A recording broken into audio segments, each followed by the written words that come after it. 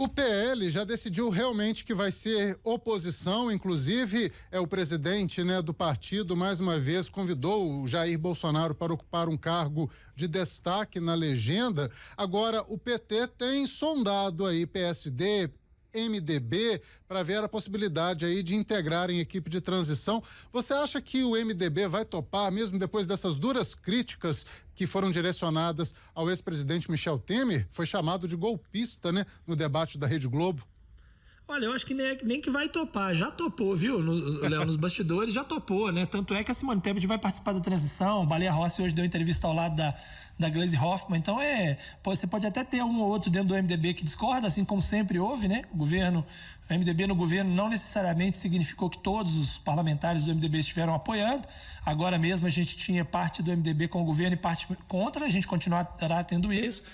Mas é um caminho, E o PSD é a mesma coisa, Gilberto Kassab também já conversou, já vai ter gente do PSD dentro da transição, assim como os partidos que apoiaram o Lula no primeiro turno, o PDT que entrou no segundo turno, e esses outros partidos MDB e PSD, Inclusive tem muita gente que diz que Arthur Lira, que é do PP, também já está com uma proximidade maior do que se imaginava para esse momento com o governo. Quem de fato está liderando a oposição e parece liderar, escolher esse caminho de liderar a oposição, é o PL, Valdemar Costa Neto deu entrevista hoje falando sobre o assunto, inclusive disse que será oposição a Lula, 2, Bolsonaro terá um cargo de presidente de honra do partido, vai ter inclusive um salário que ele disse que, não falou valor, mas disse que vai pagar o máximo que puder em recursos do fundo partidário para que Bolsonaro possa ficar com salário ao longo dos próximos 4 anos, que ele vai percorrer o Brasil e mais que isso, que ele é candidato do PL em 2026, ou seja, já lançou a candidatura dele. Disse inclusive que ele não será candidato à Prefeitura do Rio, que havia essa especulação, em 2024, mas que em 2026 será candidato pelo PL.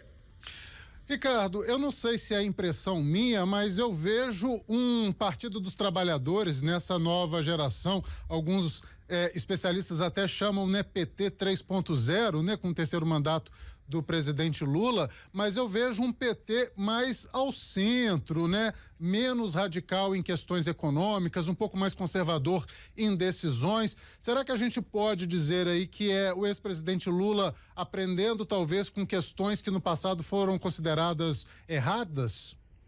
Olha, eu acho que o governo de Lula foi um governo um pouco mais ao centro do que foi, por exemplo, de Dilma. Dilma caminhou um pouco mais para a esquerda, em várias pautas, inclusive na pauta econômica.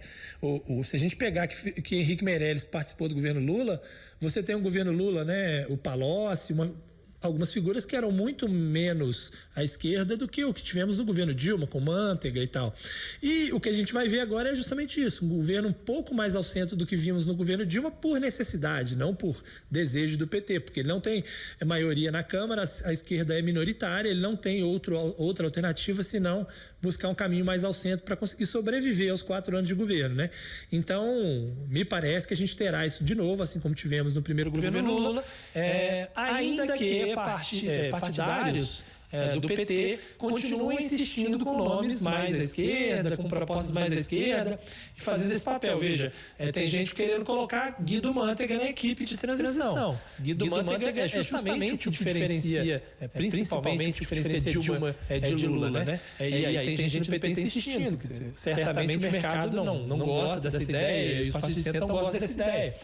Quando falam também de Fernando Haddad como ministro da Fazenda, que não tem nada a ver com a lógica que se deu no governo Lula. Verdade. Teria mais a ver com a lógica do governo Dilma. Então, assim, na verdade, o histórico do governo Lula já é um pouco mais ao centro do que foi, por exemplo, o governo Dilma, e muito mais ao centro do que é ser oposição. Porque ser oposição é muito mais fácil, Você critica, você faz suas propostas, você tenta puxar, obviamente, para a ideologia que está dominante, mas dentro do governo não é assim que funciona, você precisa de maioria para aprovar as coisas, e se você não for muito ao centro, você não consegue aprovar nada.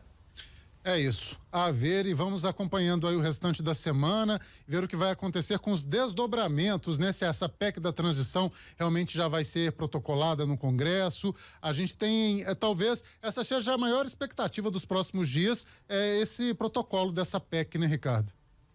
São os nomes da transição que devem sair hoje e a questão da PEC, se é que vai ter PEC, Assim, nos bastidores o que se diz é que Lula preferia até não precisar da PEC, que ele preferia ter uma MP, mas está sendo convencido por alguns aliados de que é melhor aprovar uma PEC para ter segurança jurídica e que essa PEC ele não vai gastar muito esforço político nela, porque ninguém vai ter coragem de votar contra o Auxílio Brasil, o aumento do salário mínimo.